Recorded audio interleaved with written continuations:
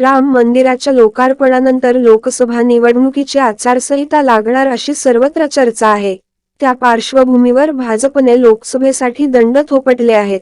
कोल्हापुरात भाजपला कमळ फुलवायचा आहे, त्यासाठी चाचपणी सुरू आहे।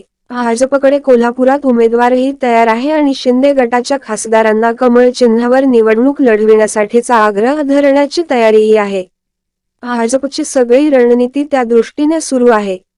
कोल्हापूरचे खासदार संजय मंडलिक व हातकणंगलेचे खासदार धैर्यशील माने हे दोघेही शिवसेना शिंदे गटात आहेत। राज्यात भाजप, शिवसेना शिंदे गट व राष्ट्रवादी अजित पवार गट यांची सत्ता आहे। कोल्हापूरच्या 2 लोकसभेपैकी एक जागा भाजपने लढवायची ठरवली तर ती कोणती असेल अशी चर्चा आहे। 2014 साली स्वाभिमानी शेतकरी संघटनेचे राजू शेट्टी हे भाजप शिवसेना युती पुरस्कृत उमेदवार म्हणून निवडून आले। हा अपवाद सोडला तर कोल्हापूर आणि हातकणंगले या दोन्ही लोकसभा मतदारसंघात भाजपला आजवर यश मिळालेले नाही। 1977 साली देशभर जनता दलाची लाट असताना आणि काँग्रेसचे पानिपत झाले असताना बाळासाहेब माने यांनी वादळात दिवा लावला आणि ते काँग्रेसचे उमेदवार म्हणून लोकसभेवर निवडून गेले। आज त्यांचेच नातू धैर्यशील माने शिवसेना शिंदे गटाचे खासदार आहेत। कोल्हापुरात नुकत्याच झालेल्या बिद्री कारखान्याच्या निवडणुकीत हसन मुश्रीफ व संजय मंडलिक यांच्यात संघर्ष झाला होता। यात मुश्रीफ यांनी बाजी मारली। विशेष म्हणजे समरजितसिंह घाटगे यांची मंडलिक यांना साथ होती। आता राजकारण बरेच बदलले आहे। मुश्रीफ, मंडलिक व घाटगे हे महायुतीचे नेते म्हणून एकाच व्यासपीठावर वावरतील।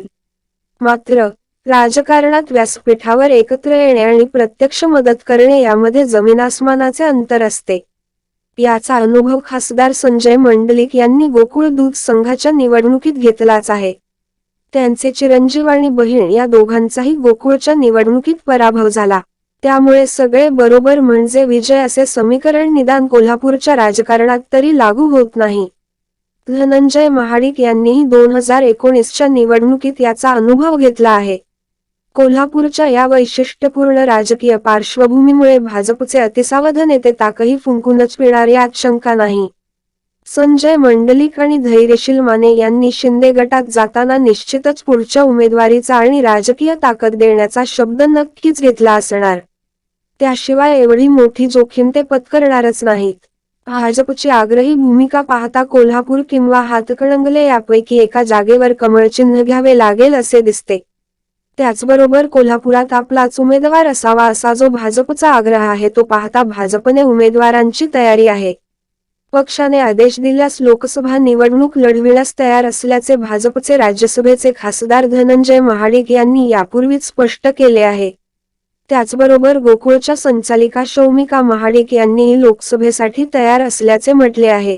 भाजपमध्ये समरजितसिंह घाटगे यांच्याबाबत सहानुभूती असणारे बडे नेते आहेत। मात्र घाटगे यांना कागल विधानसभेत कमळ फुलविण्याची इच्छा आहे। आता भाजप धनंजय महाडिक किंवा शौमिका महाडिक यांना लोकसभेच्या रिंगणात उतरविणार की मंडलिकांच्या हाती कमळ देणार ही चर्चा आहे। उद्या कदाचित मंडलिक आणि माने या दोघांच्याही हाती कमळ आल्यास आश्चर्य वाटू नये अशी परिस्थिती आहे। महाडिक, मंडलिक यांना पराभवाचे शल्य।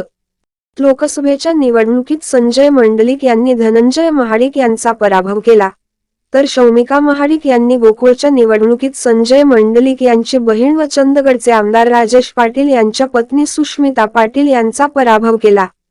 त्यामुळे पराभवाचे शल्य मंडलिक आणि महाडिक घराण्यात कायम आहे।